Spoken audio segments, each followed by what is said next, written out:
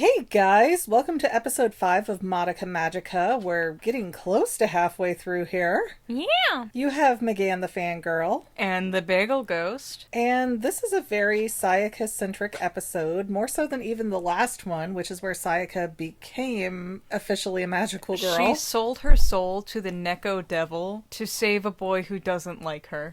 That is, Okay, let's deconstruct this more, because I do feel like this episode is very messy, in that it feels very disjointed and it's all over the place, and it's almost hard for me to follow along with. Well, I think this episode is a bit important because it shows how fast things can go from being hopeful and proud of the decision that you made to finding something that makes you angry and unhappy with it because you're associated with something that's awful, like Kyoko. Well, we start off this episode with Sayaka making her wish with Kyubei, so it's a little bit of a flashback, but not too far in the past. And we do see Kyubei's wish kind of reaches inside of Sayaka and pulls something out of her to make her soul gem, which ends up getting stuck in her belly button. But the soul gems, I think, are so strange because there's the wearable version, the ring version, and the little egg cup version. Well, I think the egg cup is just its default setting, but the placement on their magical girl outfits does mean something. The fact that Sayaka is so bold and aggressive is why it's on her gut in the first place. She's a gutsy girl. But it seems like Mommy wore hers as a hair pendant, and Madoka's ends up being like a choker collar. I can't remember what everybody else has, but it seemed like Sayaka's was embedded into her belly button, maybe a belly button It's ring. on her belt. Showed it straight on her skin in this episode. It's on her belt, I guarantee it. I will have this fight with you. I will find a screenshot. We will have this fight. Okay, your phone's like not even a foot away. Yeah, like, look, it's not on her belt. It's above her belt on her skin. Are you sure that's not fan art? That's not fan art. That's a screenshot. Are you sure? That doesn't look like the show style. There's another one. Okay, look, there's another one. It's on her skin. No. It's on her skin. Like I said, every time you fight with me about something we just watched, you're wrong. Maybe you're wrong. I just proved it. Maybe emotionally you're wrong. Yeah, I think you got to get over it. So, at best case scenario, Sayaka has a belly button ring, which I feel like she's both too young for that, and her parents would probably have something to say about it. We never see her parents. Her parents could be dead for all we know. No, because when she's talking to Hitomi a few episodes back, maybe one episode back, she's talking about what sounds like a younger sibling, so I think she lives with her family. Are you sure? What did I just say about every time you tell me? Find it in the notes. Find it in the notes. I did, because we talked about it last time at length. And you're like, we never see her family. I don't know who she's talking about. Anyways, it's a really strange cold open to have Sayaka's soul ripped out of her body. And then we go, after the credits, to see Hitome talking about being in the hospital and that they're trying to tell her whole episode and everybody else's episode was a mass hallucination. Yes. Funny story. When I was in, I think, second or third grade. It was second grade. Second grade. My English teacher had us do book readings in a group. It was something like, oh, everyone was seeing spiders or whatever. And I'm like, oh, I think it was a mass hallucination. And she spent like 5 minutes explaining that. And she called my mommy and was like, your daughter doesn't have friends because she has an advanced vocabulary. I had to explain to these kids what a mass hallucination was. She's advanced? Okay, this particular teacher was not angry about it. But every time I tried to come in and say, hey, I think my daughter has autism or something else that she needs like help with an IEP or something, and they would be like, no, she's just too advanced, so she's gifted. No, we didn't say that, but she has such a high vocabulary that nobody else can be friends with her. It was a weird conversation, but that is not today's conversation. I didn't have friends in elementary school. I don't know why you gotta keep making this awkward.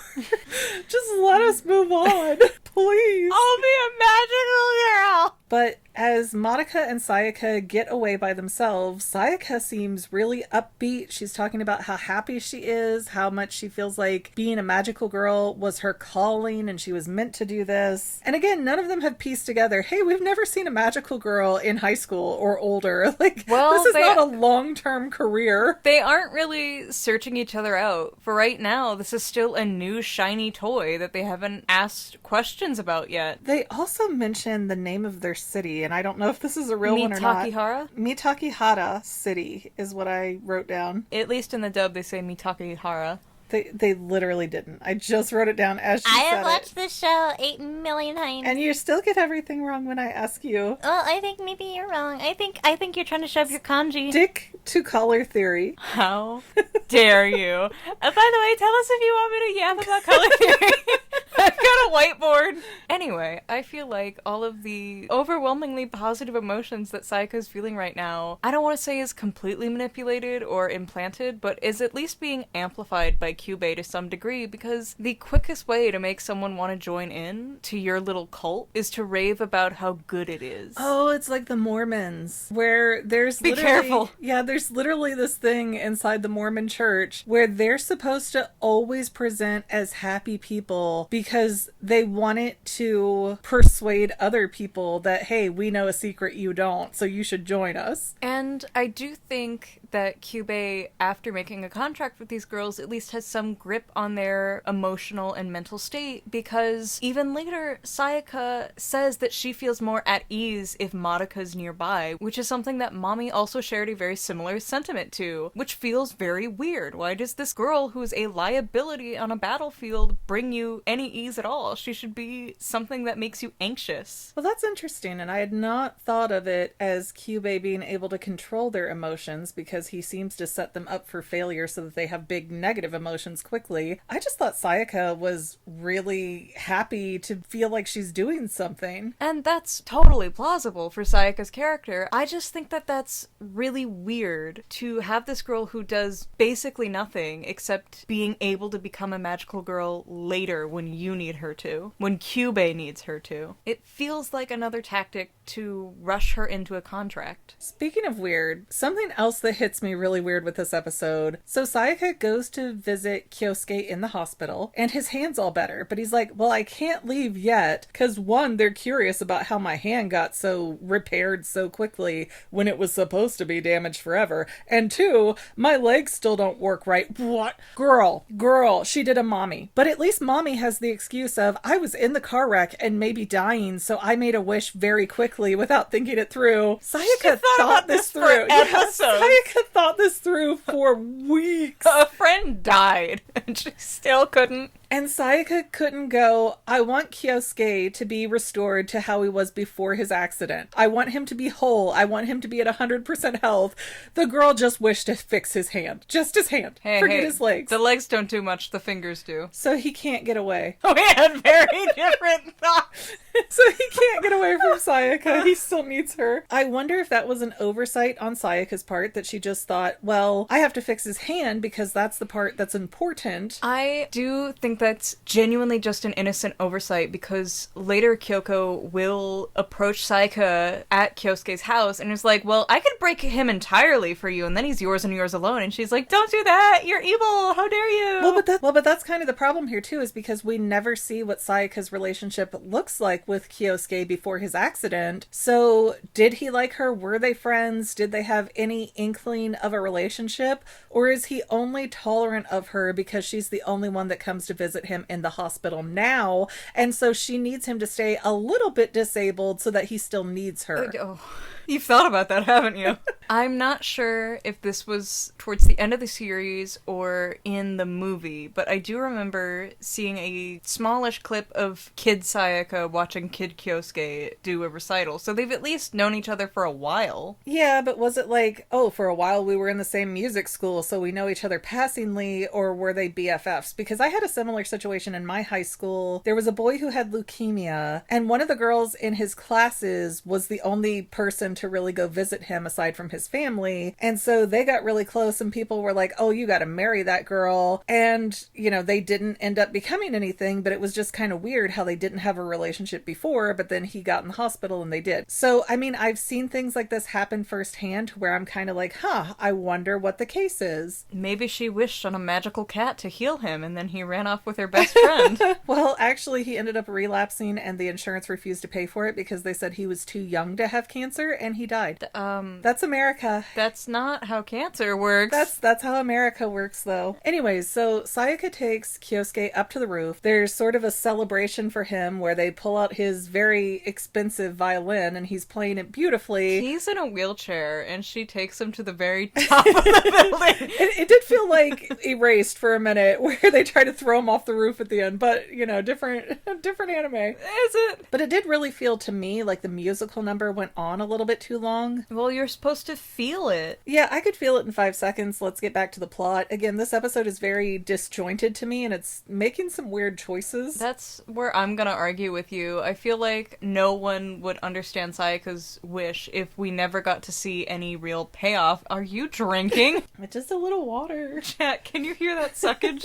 But, if we don't ever get to see why Sayaka makes her wish and why Kyoske is important to her, then it just doesn't make any sense. But I feel like we already know, and we've already seen that Sayaka is rewarding bad behavior, as would be the trend at the time for a girl wanting to be in a relationship with a guy. But what is equally strange to me is how they transition to the next scene, where Kyoko is out somewhere in the world with Kyubei. I think she's in one of those binocular Yeah, towers where you slide a quarter in. Sayaka through these binoculars going, oh, so that's the new magical girl, No, huh? you got it right the first time, meowgical. But it's such a weird thing of how fixated Kyoko seems to be on this, and I know she wants the territory, but Kyoko's also like, hey, any other magical girls I need to look out for? And Kyubei's like, well, there's this one, and she's like, okay, what's this Homura girl's deal? And Kyubei's all, I don't know.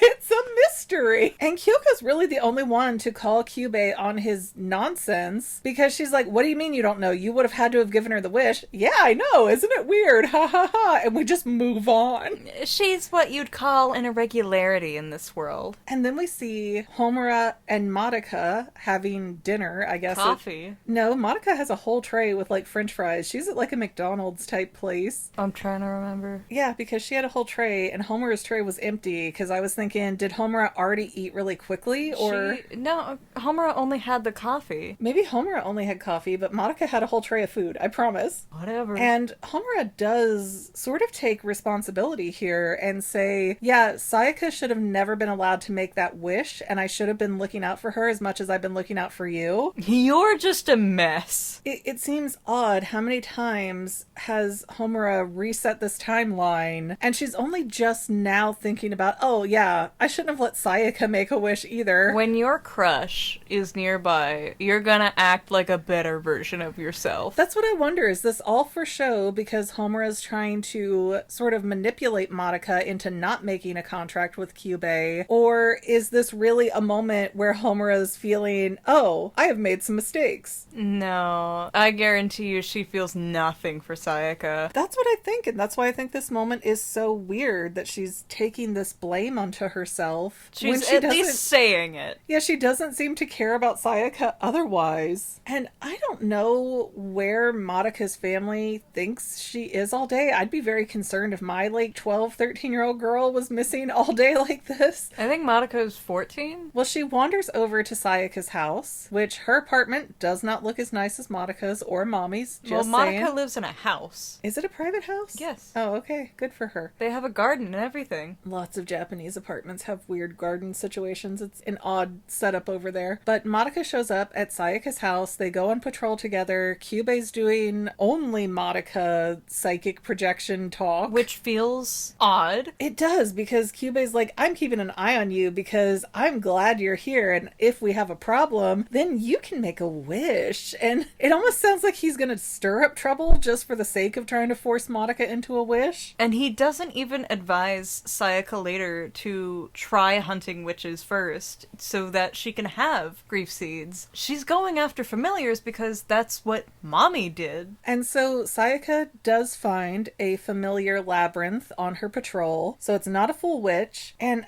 I do find this part confusing because it just seems to make it more convoluted, and I kind of understand why the girls don't understand where witches are coming from, because I can't tell you that I fully understand it with the context we're being given. But there's a familiar's labyrinth. It's all filled with things like crowns, and it's very colorful. It's like a child's backpack if you shake it. Yeah, and Sayaka's main weapons are swords, so she's throwing them the way mommy goes pew pew with the guns. And I'm so sad that Sayaka doesn't get a transformation sequence. It's just, boom, she's Ever? there. I know she at least gets one in the movie, but I don't remember her ever getting, like, a drawn-out one like the rest of the girls do. I guess I didn't pay attention. Yeah. Well then, interesting. But Kyoko shows up, kind of scares off the familiar, and she's like, what are you doing? You gotta let that thing eat 4 or 5 people before it turns into a witch. Otherwise there's no grief seed and there's no point. She went so far as to knock Sayaka's swords away from it. Yeah, and if Kyoko is looking at this like, Sayaka's my competition, I'm gonna take her out so I can take over this territory, why is she giving her instructions? Well, I think she wants bragging rights to be like, you're so stupid, you should just retire, because I think she thinks that retirement's an option.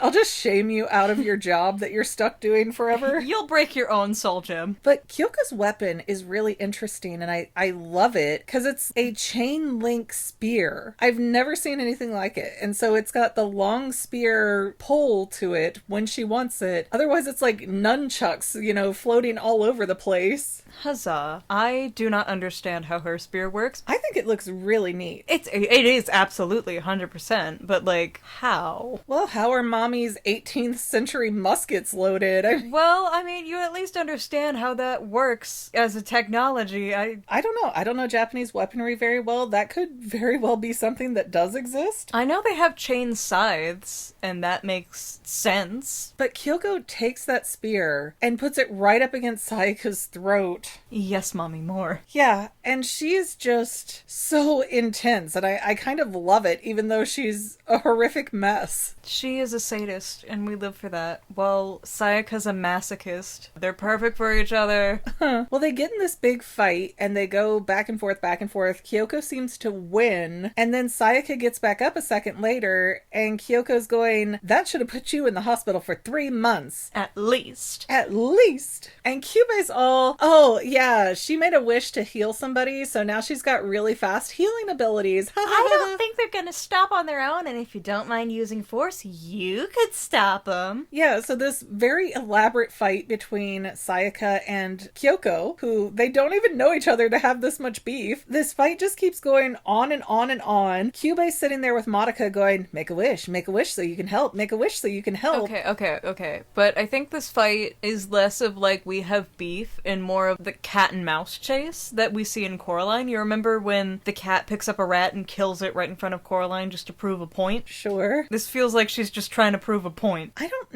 know, because Madoka's not a magical girl, and Kyubei's sitting there going, do it, make a wish, do it. And then we have Homura float by in like a teardrop. The weirdest motion, like she's not walking by, it's like she's floating past. She jumped from somewhere. She was ground level. She got ground level eventually, but I guarantee you she was jumping. I am telling you, she just floated by. She's not a poltergeist. She moves like one. And Homura goes, there's no need to make a wish. And she intervenes. Sayaka disappears. What I think happened is she time stopped and arranged them to be past each other so they wouldn't kill each other. Well, yeah, obviously. Yeah. Homura has the ability to stop time and alter things like that, so no need to make a wish, I've got this. And she moves Sayaka out of the way because Sayaka heals fast but she moves slow, and Kyoko's all confused like, huh, what? And I can't even remember how that episode ends. I feel like it didn't end. I feel like it just cut off, Yeah, I'm pretty sure that's what happened too. because I don't remember Homura fighting Kyoko. She does not. Is she going to in the next episode? No, they never fight each other, but Sayaka and Kyoko keep fighting. And then they get really gay and then they die. I will say, more than the other relationships, I did feel like Kyoko and Sayaka had a thing going on. Right. And it was almost like, baby, he hurt you, but I can make you whole. And Sayaka's like, no, my life sucks because this bratty boy doesn't want me. We can understand each other forever. Homura's got that very I'll stalk you to the ends of the earth kind of affection going on. And Kyoko's just like, hey, let's just suck together. I'll buy you a drink. Yeah, weirdest relationship, but it does feel like Sayaka and Kyoko, more than the others, have a thing for each other. Scissor me timbers. Don't stop it. Is there anything else about this episode you want to add in? Because again, it just feels so strange to me. I don't love it. It's very transitional, and it is important to set up Sayaka's fall later, because at this point she still believes in stuff. But why is Kyoko stalking Sayaka instead of just patrolling for witches herself? If Sayaka kills the familiars before they eat 4 or 5 people, then neither of them get a grief seed, and it's just wasted energy in her opinion. But is that a legitimate way to get to a witch existing? Yes, Kyoko said this when she cornered. I know Kyoko said this, but they're also being misled by Kyubei and what the rules are and how things work. I would think Kyoko would know better because she's been doing this for a while, and I guarantee you she keeps track of who's ready to harvest. I mean, it does make more sense if there's more than one way to become a witch as to why the girls have never questioned where the witches come from, but it also seems like Kyubei's not going to get the energy bursts he's after if the girls are not turning into witches and it's the familiars turning into witches. But think about it. Instead of the emotional energy and despair from one teenage girl, imagine it from 4 or 5 adult people. Yeah, but he said that teenage girls are the peak. That's why he wants them. That's why he targets them. Right, but it can't be not beneficial at all for him to have familiars split off like that. I feel like, and I understand why we don't, because it's one of those things like Honey in The Incredibles, where if you show her, it's not going to be as good as what you make up in your head. I understand why we don't see Kyubei's people and where he's from and the larger system of what he's doing, but I wish we did. I really wish we did at one point, because I feel like there's so many gaps that need to be filled in with him. Oh no, that little kitty thing got hurt. The little kitty thing should have stayed hurt. Anyway, I don't have any more thoughts. Okay, that then might be because I'm blonde. We will wrap this up for now, and please don't forget to like, subscribe, comment, and or share. That's free for you. We also have paid channel memberships that are not free for you, but because I am getting very stuffy and sicky, I would like to cut this off now and move about my day.